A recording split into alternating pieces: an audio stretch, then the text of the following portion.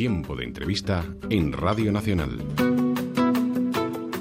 Es la 1:15 de la tarde y ahora sí, intentamos resolver todas las dudas sobre el nuevo curso escolar, sobre el arranque que empezará, recordamos, el próximo 10 de septiembre.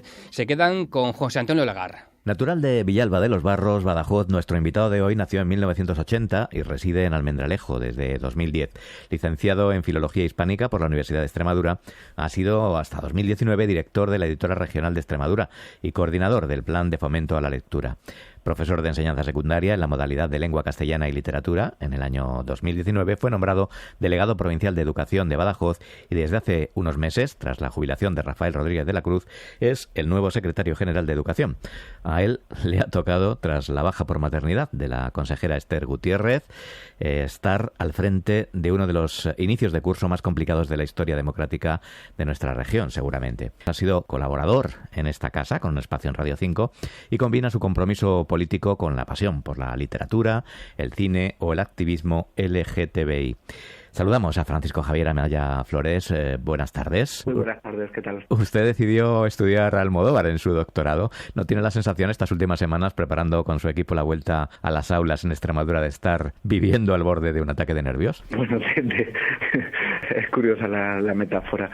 Bueno, es fundamental mantener la calma en estos momentos y para eso es fundamental echar la vista atrás y pensar en todo el trabajo que viene desarrollando la Consejería de Educación y Empleo desde el final del curso pasado. Todos los inicios de cursos siempre tienen un plus de presión, pero este curso es un curso insólito y no se recuerda en la historia reciente de nuestro país un curso en el que tengamos que manejar tanta casuística. En este caso, conjugarla con profesores, con los padres, con los propios alumnos y con los sindicatos con los que se reunían en estas últimas horas. El lunes 10 de septiembre comenzarán las actividades lectivas para el alumnado de segundo ciclo de infantil, primaria, educación especial y educación secundaria obligatoria, y en días sucesivos para el resto de las enseñanzas. ¿En qué se va a diferenciar este inicio de curso COVID, por llamarle de alguna manera, de los anteriores?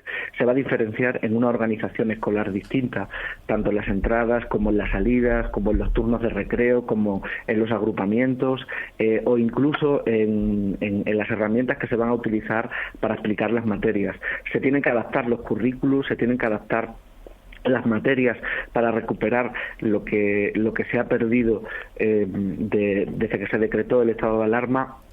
Se tienen que extremar las medidas de seguridad, las medidas de higiene y la promoción de la salud.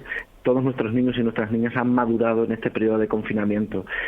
Somos personas distintas desde el 12 de marzo. ¿Es obligatoria la vuelta presencial a las aulas? Me refiero a, ¿serán sancionados aquellos padres que busquen excusas, que no lleven a sus hijos al colegio por miedo? De momento se va a celebrar una conferencia sectorial en los próximos días para abordar el tema de la flexibilidad educativa o dicho de una manera más coloquial, el abstencionismo de algunas familias. En Extremadura no es un movimiento que tenga mucha fuerza a día de hoy, pero más allá de cuestiones jurídicas o penales, lo que les diría a estas familias es que los centros educativos son los espacios más seguros, es decir, la mejor medida que hay para prevenir el COVID es la escolarización, es la escuela presencial, además de que la escuela presencial es insustituible. La escuela presencial es quizá la herramienta más eficaz para luchar contra la desigualdad. Es cierto que hay miedos, es cierto que cada familia tiene una circunstancia y una casuística personal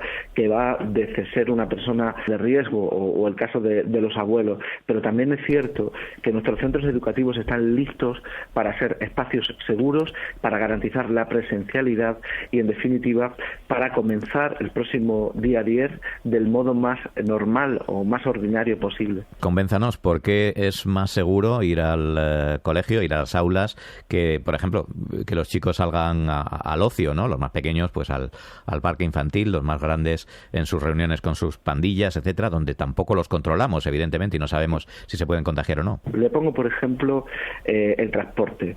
El niño que se monte en un autobús de transporte escolar va a tener un asiento fijo asignado. determinado.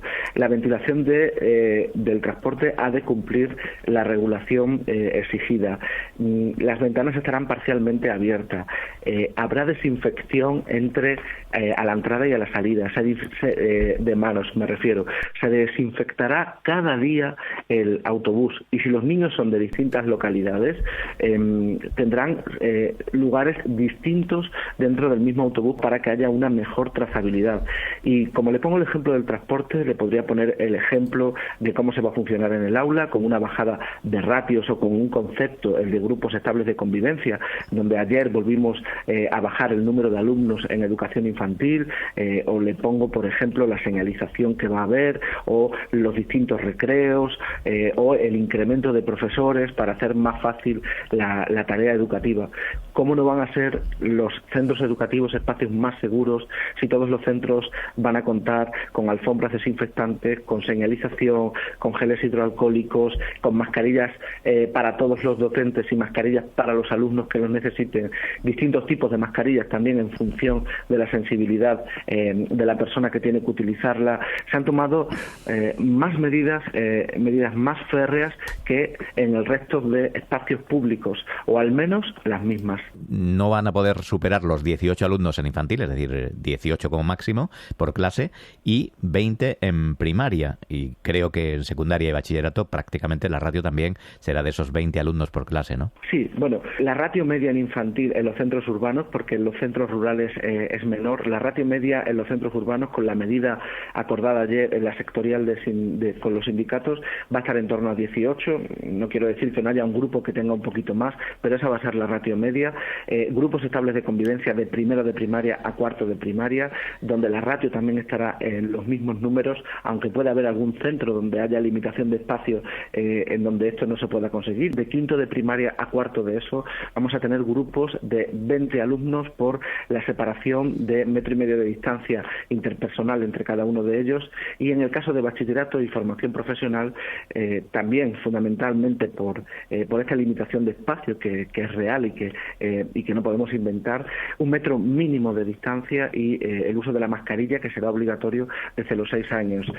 No obstante, tenemos diseñados distintos escenarios para que en el momento en el que la evolución de la pandemia haga la vida más complicada, podamos pasar a escenarios de semipresencialidad, donde las aulas aún tendrían menos alumnado, porque pasaríamos a un modelo de enseñanza mixta. La mitad de un grupo iría lunes, miércoles y viernes, y la otra mitad iría martes y jueves, y la semana siguiente sería al revés.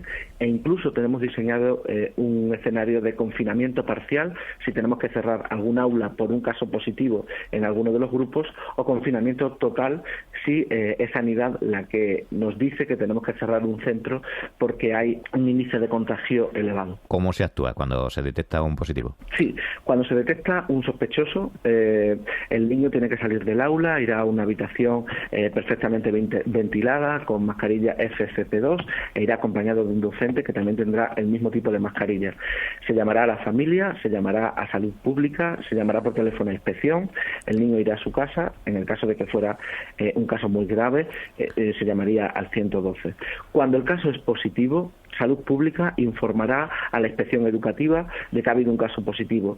Si estamos ante un aula de convivencia, ante un grupo, de convivencia estable, el grupo al día siguiente no podrá ir a clase y entrará en confinamiento parcial. Y en el caso de que haya varios casos positivos en el centro de distintas aulas, Sanidad valorará cuál es la medida más efectiva, si un confinamiento parcial por aulas o un confinamiento del centro educativo. Pues el último minuto se lo dejo para que sea usted el que se dirija a la comunidad educativa. El éxito del inicio del curso escolar es el resultado del trabajo y del esfuerzo de la comunidad educativa.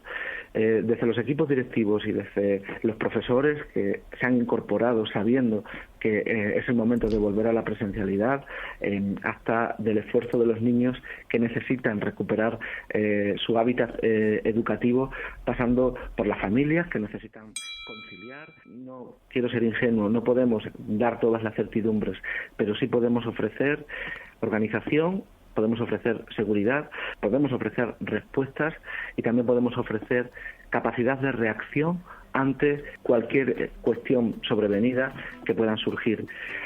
La escuela presencial es insustituible para garantizar la igualdad de oportunidades. Francisco Javier Amaya, secretario general de Educación, muchas gracias y buenas tardes. Gracias a ustedes.